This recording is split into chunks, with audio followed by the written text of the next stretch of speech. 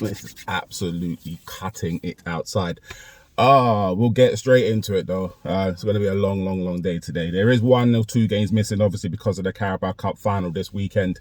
But we'll get into match day 25.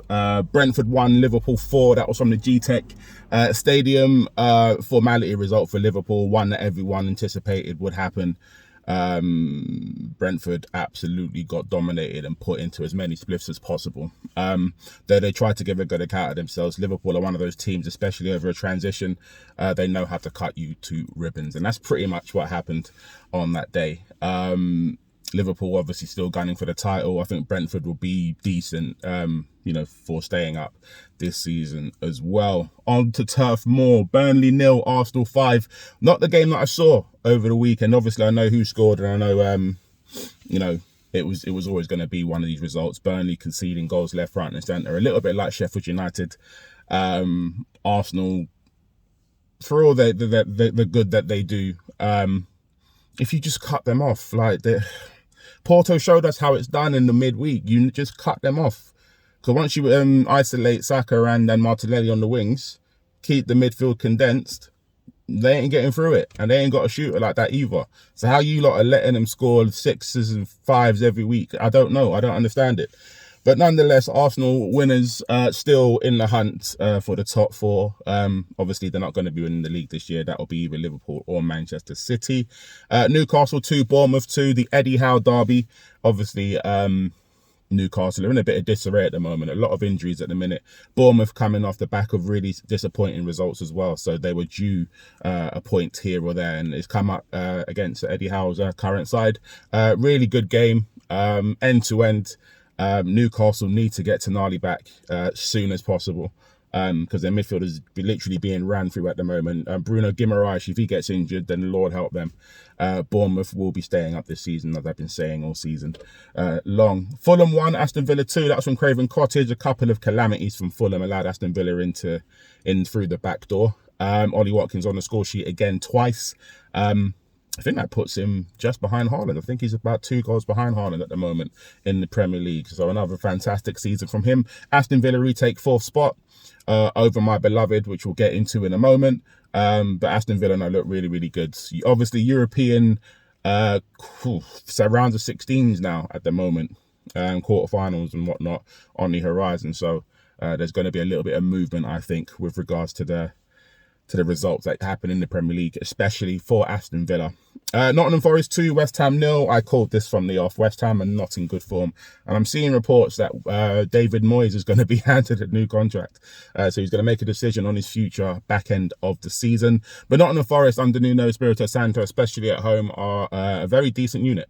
They're actually quite all right. And they play decent football as well, which West Ham found out. West Ham down to 10 men, of course, as well. Didn't really pull up any trees. I don't fancy West Ham away from home these days, which is funny considering they beat us and Arsenal in London as well, which is crazy. On to us, 2-1 loss to Wolverhampton. Probably the worst I've seen us play under Postecoglou. It reminded me a lot of Conte and Mourinho sides. Just no go, just no get up and go. We didn't have anything for them. No attacking intent. I think we came away with 2 or 3 shots on target throughout the game. Don't get me wrong, Wolverhampton did what they had to do. They came, they obviously sat deep and then hit us on the counter. Pedro Neto absolutely killed us at every opportunity he got. It just was not good. It wasn't good. Midfield was completely bypassed. Bissouma was probably at fault for the second goal. Just not a good result at all. And we need to do a lot better if we are going to make the top 4. But I'm not worried about it just yet. I'll call it a bad day at the office, but we were horrendous. And I don't want to see a performance like that again, especially when we've got 1 game a week. It's not ideal and it's not acceptable, and they know that. Manchester City 1, Chelsea 1. Probably the shock of the weekend, considering I thought Manchester City would absolutely dominate Chelsea from start to finish. It turned out to be the other way until Pochettino made a certain substitution in the 70th minute, taking off Cole Palmer. Raheem Sterling just before then, to try and shore things up in the last 15 minutes at the Etihad. I don't know why you would have done that. Just keep on attacking.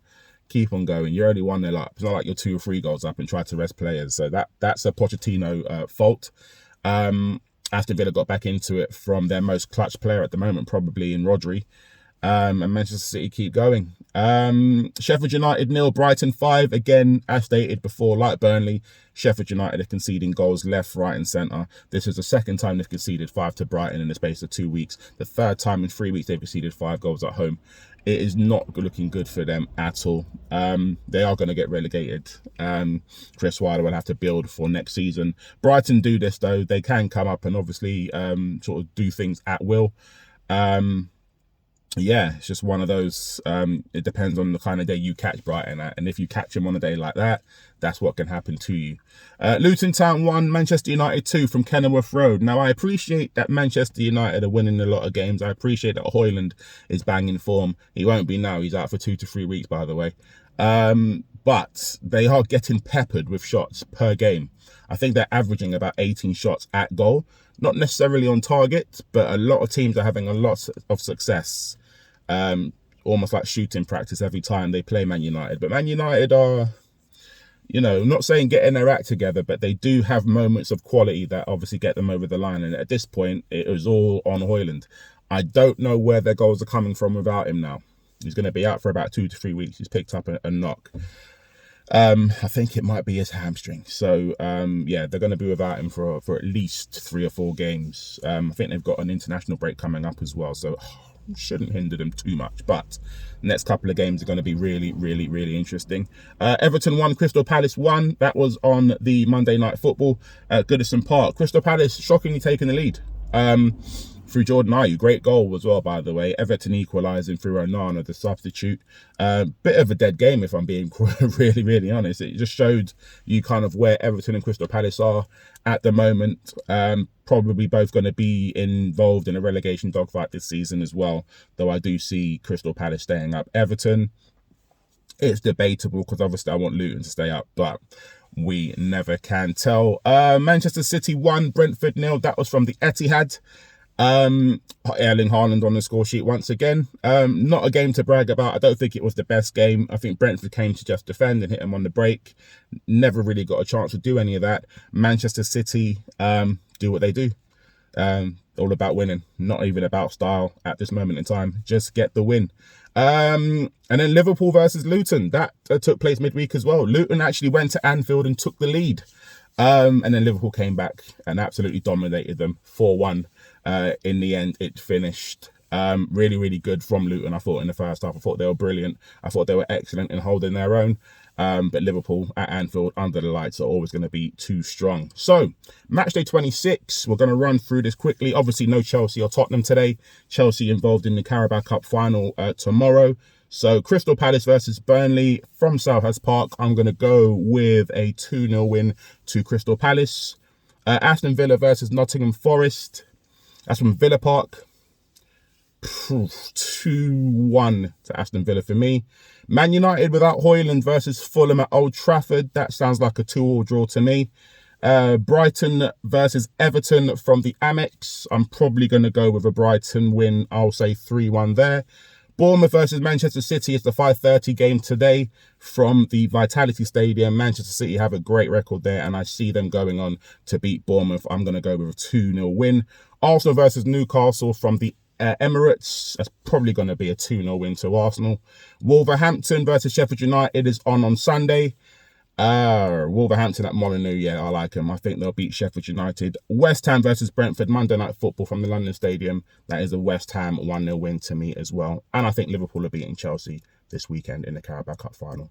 Enjoy your weekends, people. I've got a dash. I know it's a bit quick, but the next one will be a lot longer. Thank you for your time. Speak to you in a bit.